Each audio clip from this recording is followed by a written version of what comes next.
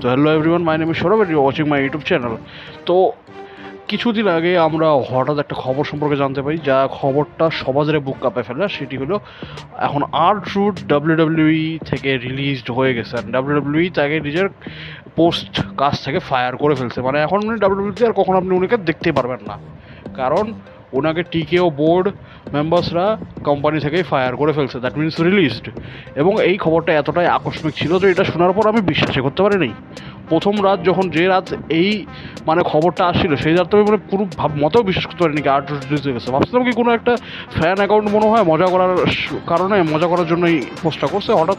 But পরে যখন শোনা হয় কি প্রতিটা যত বড় বড় চ্যানেল আছে, রেসলম্যানিয়া, sportskeeda.com, এদের যতগুলো বড় বড় মানে রেসলিং রিলেটেড সাইটস আছে, সবাই এই নিউজটাকে কভার করা শুরু করে কি R-Truth-কে WWE রিলিজ করে ফেলছে। আর তারপর R-Truth-এর কাছ থেকে একটা ইমোশনাল একটা ভিডিও আসে, তারপর আবার সে টুইটও করে ওটা। তো তারপর যে সবাই বুঝা পায় কি হ্যাঁ, এখন R-Truth কোম্পানি থেকে অফিসিয়ালি রিলিজ হয়ে গেছে। এবং এই জিনিসটা তো শকিং এই কারণে কি, এই কারণে R-Truth one of the most famous wrestlers in WWE, এই কারণে না। এইটার কারণ হলো কি, R-Truth গত প্রায় টানা 10 থেকে 12 বছর ধরে কোম্পানিতে রেগুলারলি কাজ করতেছে। R-Truth কিন্তু কখনো কোম্পানিতে রিলিজড হয় নাই এই 10 বছরের গ্যাপের মধ্যে, একবারও হয় নাই। উনি আগেও PG এরাতেও কাজ করছে, উনি যে আমাদের কী বলে এটাকে থান্ডারডোম এরাতেও তো ছিল উনি করোনার সময়। তারপরও যখন WWE যখন নেটফ্লিক্স আসলো, ওইটাতেও উনি ছিলেন। এবং সবসময় ওনার কোম্পানির হায়ার আপসগুলোর সাথে একটা ভালো রিলেশনশিপে ছিল। R-Truth কিন্তু কখনো কোম্পানিতে কিছু এরকম উল্টাপাল্টাও কিছু করেনি যে তাকে ফায়ার করে দিবে। R-Truth সবসময় একটা সভ্য সাবলীল একজন রেসলার ছিল, যিনি নিজের কাজ ঢঙ্গে করতো। এবং ওনার শুধু একটাই কাজ ছিল, ওইটা হলো লোকেদেরকে হাসানো।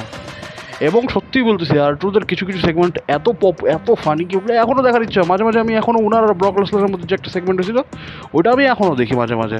এবং আর ওনার কতগুলো ফানি মোমেন্টস আছে, ওগুলোর কম্পাইলেশন তো আপনি ইউটিউবে পাইয়ে যাবেন। তো বুঝে যাচ্ছে কি R-Truth-এর ক্যারেক্টারটা অনেক ফানি, এবং WWE ওনাকে ভিন্স ম্যাকম্যানের সময় থেকেই খুব সুন্দরভাবে ইউটিলাইজ করতেছিল। আর আমরা কিন্তু জীবনও ভাবি নাকি WWE ওনাকে একদিন রিলিজও করে ফেলবে। বাট হঠাৎ যখন এই জিনিসটা হলো, এবং R-Truth কনফার্মও করলো, কারণ ফ্যান্সরা তো বিশ্বাস করতে পারে না। তো টুইটারে Triple H এবং টিকে ওর হাই চিফসগুলোর মানে হাই বোর্ড অফ মেম্বার্সদের মধ্যে যে হেট রেট দেওয়া হয়েছে ফ্যানদের তরফ থেকে, মানে উই ওয়ান্ট ট্রুথ, এই হ্যাশট্যাগটা টুইটারে ট্রেন্ড করতেছে। আপনারা যদি আপনারাও টুইটারে দিতে পারেন হ্যাশট্যাগটা, যদি আপনার সময় থাকে। বাট আমিও করছি এটা, কারণ অবভিয়াসলি এভরিওয়ান ওয়ান্টস ট্রুথ। এখন এটা হয়েছে কেন? এখন সবাই এটার প্রতি তো দোষ প্রথমে Triple H-কেই দিচ্ছে। বাট আমি আপনাদের বলে রাখি, Triple H-এর হাতে কোনো পাওয়ারে নাই। কেউ কাকে রিলিজ করবে ওই Triple H-এর হাতেই নেই। ভিন্স ম্যাকম্যানের সময় হ্যাঁ, ভিন্স ম্যাকম্যানের হাতে ছিল কে, কারণ উনি নিজের কোম্পানির একটা বড় স্টেক হোল্ড করতেন, তো ওনার কথারও একটা দাম ছিল। উনি চাইলে কোনো রেসলারকে রাখতেও পারতেন এবং কোনো রেসলারকে ফায়ার করে দিতেন, ওনার উপর কেউ কথা বলবে না। কিন্তু এখানে WWE-তে এখন বর্তমানে যখন টিকে ওইটাকে এখন হায়ার করে ফেলছে WWE মেজরিটি স্টেক, তখন টিকে ওর যারা মেম্বার্স আছে, টিকে ওর যে চিফ আছে, ওর কাছে এখন ফুল পাওয়ার এসে গেছে।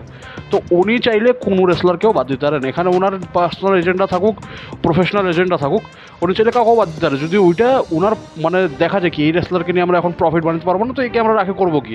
লাইক বর্তমানে AJ স্টাইলস, ওনার বর্তমানে বেশি কিছু ভালো বুকিং হচ্ছে না, তো কয়েকদিন পর এরকম হয়ে যাবে কি AJ স্টাইলসকে আমরা বের করে দিলাম, কারণ AJ স্টাইলস অত বড় এখন নামও না, তো আমরা ওনাকে বের করে দিব। ওনাকে আমরা $multi-million কন্ট্রাক্ট ওনার উপর কেন নষ্ট করছি, অন্য কোনো রেসলারকে রেখে দিব।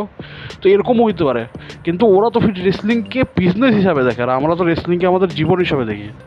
ভিন্স ম্যাকম্যানের সময় ভিন্স ম্যাকম্যান রেসলিংটাকে নিজের মতো করে দেখতো, নিজের জীবন হিসাবে দেখতো। বাট টিকেও তো ওইটাকে নিজের বিজনেস হিসাবে দেখতেছে। এই কারণে র্যান্ডামলি এখন রেসলার্সগুলোকে ফায়ার করা হচ্ছে, শুধু R-Truth-কে ফায়ার করা হয়নি। ওই দিন কার্লিটোকেও ফায়ার করে দেওয়া হয়েছিল, কিন্তু কার্লিটোর ব্যাপারে তো অত কথাবার্তা হয়নি, কারণ কার্লিটো অতটা রিলেভেন্ট রেসলার না R-Truth-এর মতো। এবং ফ্যান্সদের মধ্যে কিন্তু R-Truth-এর একটা ভালোই ভালোবাসা আছে, রেসপেক্ট আছে, কারণ R-Truth-এর যে ক্যারেক্টারটা ওটা রেসলিংয়ে অনেক ইউনিক। আমরা ডমিনেন্ট ক্যারেক্টার পাই যাবো, আমরা মাচো এত সোয়াগ স্টাইলিশ ক্যারেক্টারসগুলোকেও পাই যাবো, বাট ফানি ক্যারেক্টার কিন্তু রেসলিংয়ে খুব কমই পাবেন আপনারা। এবং R-Truth ওইটার একটা এক্সেপশনাল ছিল। তো আমি তো ভাই মানে আমি আর কি বলবো ভাই, এমনিতে রেসলিংয়ের প্রতি আমার আসক্তিটা কমে যাচ্ছিলো। এই এমন খবর যদি আসা শুরু করে দেয়, তো এখন একটা রেসলিং ফ্যান কেমন করে বাঁচবে? তো দেখি এরপরের ভিডিওতে আমরা এই ব্যাপারে আলোচনা করবো কি WWE বর্তমানে কিছু খারাপ জিনিসগুলো নিয়ে আলোচনা করবো। ঠিকও WWE বর্তমানে যা যা খারাপ প্রভাব ফেলতেছে সেগুলোর ব্যাপারেও আমরা আলোচনা করবো। তো এই ভিডিওটা যেখানে পর্যন্ত থাকুক, যদি ভিডিওটা ভালো লাগে থাকলে তো চ্যানেলটাকে সাবস্ক্রাইব করে দেবেন, ভিডিওটাকে লাইক করে দেবেন, এবং নিজের মতামত এই বিষয়ে কমেন্ট সেকশনেও দিতে পারেন। আমি সকল কমেন্টসগুলোই পড়ি মূলত। তো এটাই, ভালো থাকেন, সুস্থ থাকেন, এবং ঈদের অগ্রিম শুভেচ্ছা আপনাদের। বাই।